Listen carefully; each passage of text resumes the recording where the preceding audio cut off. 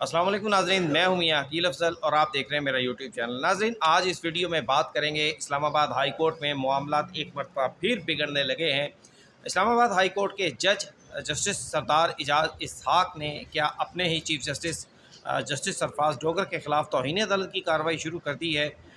इस पर भी बात की जाएगी और इसके अलावा जस्टिस सरदार इजाज़ इसहाक ने बहुत बड़ी बड़ी ऑब्जर्वेशंस भी दी हैं। जैसा कि उनका कहना था कि मेरी अदालत को बम से उड़ा दें, और फिर कुछ लोगों का कहना ये है कि ये गुस्सा किस बात का है, इस पर भी बात की जाएगी। और इसके साथ साथ कुछ छोटी मोटी खबरें भी आज की जो है वो इस व्लॉग में शामिल होंगी। तो व्लॉग का बाकायदा आगाज़ करने से पहले मेरी दोस्तों से दरख्वास्त है कि जिन्होंने अभी तक मेरे चैनल को सब्सक्राइब नहीं किया, बेल आइकन का बटन प्रेस नहीं किया, वो फौरी तौर पर चैनल को सब्सक्राइब कर दें और बेल आइकन का बटन प्रेस कर दें। अब नाज़रीन आते हैं, ज़रा एक छोटी सी खबर आपके साथ शेयर कर दें। सोशल मीडिया पर इदारों के ख़िलाफ़ मनफी प्रोपेगेंडा के हवाले से ख़बरें बहुत अरसे से आप सुन रहे हैं। आईजी इस्लामाबाद की सरबराही में एक कमेटी तश्कील दी गई है जो कि इलेक्ट्रॉनिक क्राइम्स एक्ट 2016 के तहत इस पर कार्रवाई कर रही है। मुख्तलिफ पाकिस्तान तहरीक इंसाफ के रहनुमाओं को तलब किया जा रहा है। बैरिस्टर गोहर हों, सलमान अकरम राजा हों, बहुत सारे पाकिस्तान तहरीक इंसाफ के रहनुमाओं को, कारकुनान को उसमें तलब किया गया है। बाकायदा एक इंक्वायरी हो रही है। अलीमा ख़ान को इसमें 2 मरतबा जो है वो अब तक तलब किया जा चुका है, लेकिन अलीमा ख़ान दोनों मरतबा इसमें पेश नहीं हुई। आज उनको दोबारा तलब किया गया था 12 बजे GIT के सामने, और अभी तक जब तक ये मेरी वीडियो जो है वो अपलोड हो रही है या होगी, तकरीबन 12 बज चुके हैं, 12 से ज़्यादा टाइम हो चुका है। अलीमा ख़ान GIT के सामने पेश नहीं हुई आज तीसरी मरतबा भी। तो इसके नतीजे में मुमकिन तौर पर 3 मरतबा उनको तलब कर लिया गया है। अगर वो आज भी पेश नहीं होती तो फिर सोर्सेज का यही कहना है कि फिर अलीमा ख़ान के ख़िलाफ़ एक तरफ़ा कार्रवाई जो है उसका फ़ैसला किया जाएगा। दूसरी बड़ी ख़बर जो मैं आपके साथ शेयर करने जा रहा हूँ वो ख़बर है इस्लामाबाद हाई कोर्ट की। नाज़रीन, इस्लामाबाद हाई कोर्ट में जस्टिस सरदार इजाज़ इसहाक साहब के पास जो था वो मिशाल यूसुफ़ज़ई ने एक दरख्वास्त दायर कर रखी थी, जिसमें ये उनका मौक़िफ़ था कि उनकी इमरान ख़ान से मुलाकात नहीं करवाई जा रही। वो इमरान ख़ान के मुख्तलिफ़ मुकदमात में वकील हैं, उनसे मुलाकात करवाई जाए। इस पर जस्टिस सरदार इजाज़ साहब ने बहुत सारे ऑर्डर्स किए। पहले मुलाकात के ऑर्डर दिए, फिर उसके बाद मुख्तलिफ़ ऑर्डर्स दिए, फिर उसके बाद उन्होंने एक कमीशन बना दिया जो कि जो है बानी PTI से इमरान ख़ान से मुलाकात करेगा। और जो अदालत ने 4 सवालात पूछे थे मुलाकात के हवाले से, वकला के मिशाल यूसुफ़ज़ई के वकील होने के हवाले से, उन सब के वो जवाबात उस कमीशन ने अदालत में जमा करवाने थे। लेकिन आज जब इस मुकदमे की समाअत हुई तो सबसे पहली बात तो ये है कि मिशाल यूसुफ़ज़ई का मुकदमा जो था उसको जस्टिस सरदार इजाज़ इसहाक से ट्रांसफ़र कर दिया गया। बिल्कुल ऐसी ही कहानी हमने सुप्रीम कोर्ट ऑफ पाकिस्तान में भी सुनी थी कोई 2 माह पहले। जस्टिस मंसूर अली शाह ने जब जो था टैक्स के मुकदमे में आइनी इशू उठाया था और उसके ऊपर मुकदमे की समाअत करने का फ़ैसला किया था, तो फिर उसके बाद वहाँ से भी मुकदमा ट्रांसफ़र हुआ था। कुछ उसी किस्म की स्टोरी है, सेम हालात हैं almost.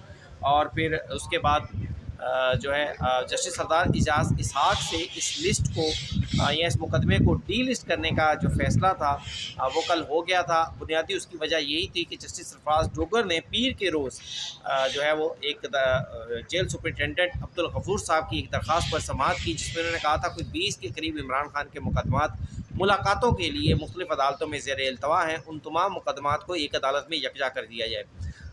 Chief justice Sarfaraz Dogar साहब ने उस पर एक बेंच भी तश्कील दे दिया था, जिसके सरबराह वो खुद थे। और इसके अलावा उसकी अभी तक काज लिस्ट नहीं आई, लेकिन तमाम मुकदमात को उस बेंच के सामने लगाने का हुक्म दे दिया गया था, उस बेंच के सामने मुंतकिल कर दिया गया था। अब जब जस्टिस सरदार इजाज़ इसहाक से भी मिशाल यूसुफ़ज़ई के मुकदमे को जो है वो वापस लिया गया, तो उस पर जस्टिस सरदार इजाज़ इसहाक जो थे वो आज कमरा अदालत में भड़क उठे। मसलन उनकी जानिब से जस्टिस सरदार इजाज़ इसहाक ने सबसे पहले जब ये काज लिस्ट मनसूख हुई तो उनको बताया गया, तो उन्होंने इस मुकदमे की खुद से समाअत शुरू कर दी और मुकदमा उनके पास समाअत के लिए मुकर्रर नहीं था।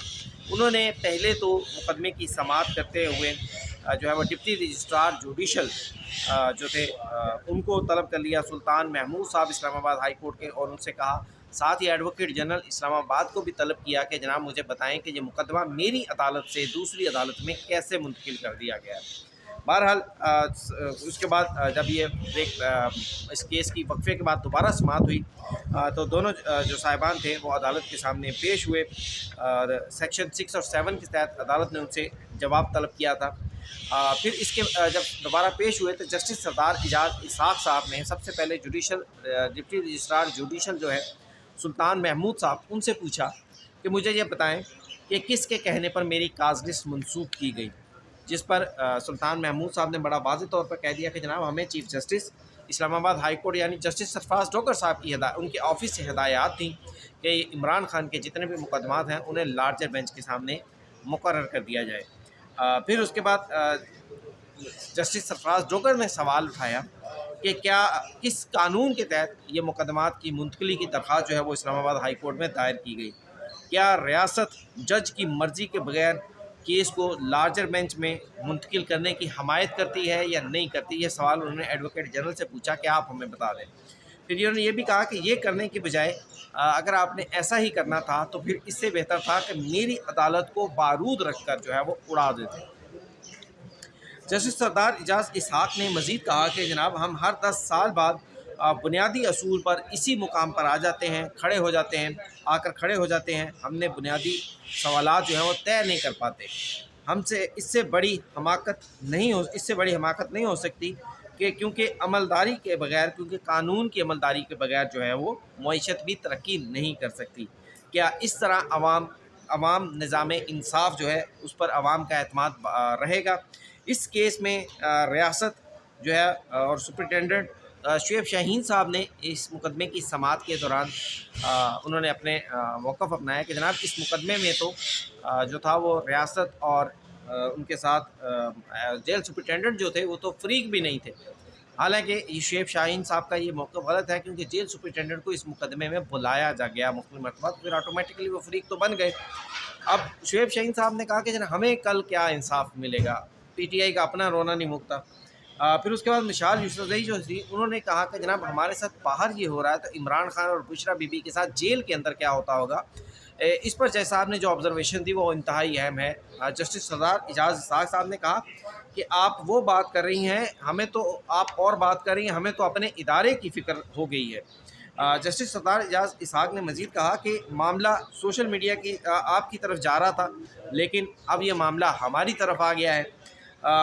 मसला ज़ात का नहीं है, मसला हाई कोर्ट की तौक़ीर का है। फिर उन्होंने मज़ीद कहा कि फ़ाइल कैसे ट्रांसफ़र हुई, जजेस की क्रेडिबिलिटी ऐसे मुकदमात को मुंतकिल करने से कम होती है। रूल्स में नहीं है कि चीफ़ जस्टिस जज की हमायत के बगैर फ़ाइल ट्रांसफ़र कर सकता है। फिर उन्होंने ये भी कहा कि अना का मसला बनाया हुआ है, अगर रियासत ने सोच लिया है कि हाई कोर्ट के जो है वो बखिए उधेड़ने हैं तो फिर मेरे बैठने का कोई फ़ायदा नहीं है। इस इदारे को छोड़कर इस इदारे का छोड़ा क्या है आप लोगों ने। इसके बाद अदालत ने मज़ीद ऑब्जर्वेशन देते हुए कहा कि जजेस के एहतसाब जो है वो आवाम है, आवाम ही जजेस का एहतसाब करती हैं। तो इस और आवाम देखेगी कि ये क्या हुआ है। ताकतवर लोगों के ख़िलाफ़ जज और आवाम देखेगी और कहेगी कि जनाब ताकतवर लोगों के ख़िलाफ़ जजेस भी बेबस हो गए हैं। सवालात उन्होंने कहा कि मैं सब मुख्तलिफ़ सवालात जो इस मुकदमे के दरमियान उठ रहे हैं उनको तय करना के लिए अपनी इस मुकदमे की कार्रवाई शुरू कर रहा हूँ। अगर कल ये मुकदमा मेरे सामने मुकर्रर नहीं भी हुआ तब भी मैं इस मुकदमे की पर जो है वो समाअत करूँगा। अवाम को मालूम होना चाहिए कि इस्लामाबाद हाई कोर्ट के जज अदलिया की आज़ादी पर तजावज़ को किसी सूरत बर्दाश्त नहीं करेंगे। रात को उन्होंने कहा जब मुझे पता चला कि मुकदमा ट्रांसफ़र हो चुका है तो दुख हुआ। फिर इसी दौरान उन्होंने कहा कि इस हद तक जो है वो आप निकल गए हैं। फिर उन्होंने एक मज़ीद कहा कि जो उनकी जानिब से जो कमीशन सकीना बीबी इस्लामाबाद हाई कोर्ट की जानिब से अडयाला जेल में भेजा गया था जिनको इमरान खान से मुलाकात करने के लिए और सवालात के लिए, उस कमीशन के बारे में भी खबर आई है कि उस कमीशन की इमरान खान से मुलाकात नहीं करवाई गई। 3 घंटे उस कमीशन को जो है वो अडयाला जेल में ही बिठाया गया लेकिन मुलाकात नहीं करवाई जा सकी। तो फिर उन्होंने ये भी कहा कि जनाब इमरान खान से 1 मिनट की भी कमीशन की मुलाकात नहीं करवाई गई। अब नाज़रीन इस मुकदमे को कल तक समाअत के लिए मुलतवी कर दिया गया है। रजिस्ट्रार और एडवोकेट जनरल से इस पर तहरीरी जवाब तलब कर लिया गया है। अब मुकदमे में जो सवालात उठ रहे हैं, एक तो सरदार इजाज़ इसहाक़ साहब की मैं पहले भी इस हवाले से सवाल उठा चुका हूँ कि मिसाल यूसुफ़ज़ई की दरख्वास्त पर उनको इतना आगे जाने की ज़रूरत नहीं थी।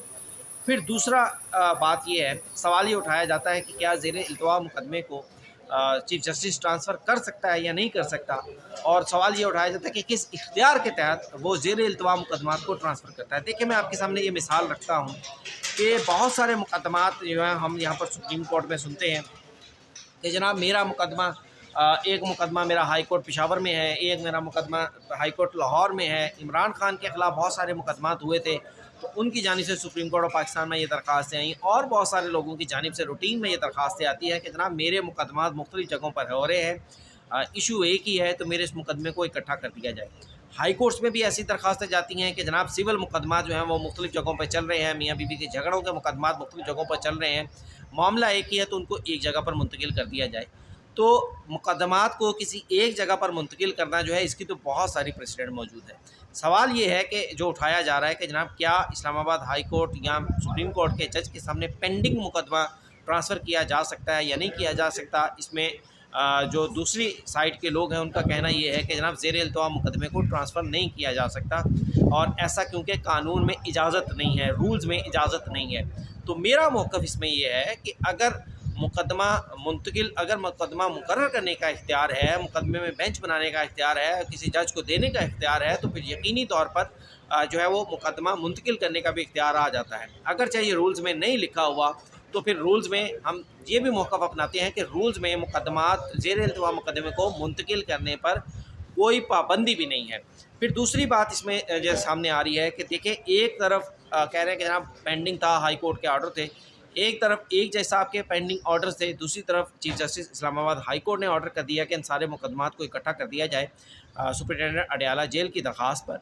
तो 2 जुडिशल ऑर्डर हो गए, और इसके लिए बेहतर यही है कि कोई लार्जर बेंच बनाया जाए। अल्टीमेटली 3 रुकनी लार्जर बेंच जो है वो इस मुकदमे में पहले ही बनाया जा चुका है, जिसमें जिसकी सरबराही जो है justice Sarfaraz Dogar chief justice Islamabad high court कर रहे हैं।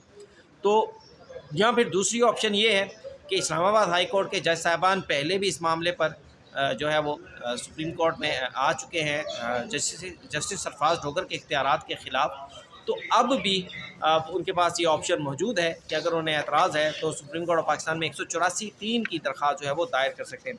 अच्छा, एक बहुत उन्होंने अपने चीफ जस्टिस को करप्ट कह दिया, उस पर बात करेंगे कि आप वाकई उन्होंने जस्टिस सरफराज डोगर को करप्ट कहा है। देखिए, चंद रोज़ पहले हमने ये सुना था कि इस्लामाबाद हाई कोर्ट में जो लाहौर हाई कोर्ट से स्टाफ आया है, वो गालबन किसी की ज़मानत हो जाए, कोई मुकदमात में कुछ और हो जाए, कोई भी जो जिसके हक़ में फ़ैसला होता है उससे बाहर जाके 100, 50, 500, 1000 रुपया ले लेते हैं। तो शायद उस चीज़ को ज़हन में रखते हुए उन्होंने चीफ जस्टिस सरफराज डोगर को जो है वो करप्ट होने का उन पर हवाले से बात की है। बराह रास्त उन्होंने नाम नहीं लिया जस्टिस सरफराज डोगर का, लेकिन उन्होंने जो ऑब्जर्वेशन दी है वो ऑब्जर्वेशन ये थी कि फ़र्ज़ करें मुस्तकबिल में एक नहायत करप्ट जज जो है वो चीफ जस्टिस बन जाए, तो फिर क्या उसके पास भी मुंतकिली का इख्तियार होगा?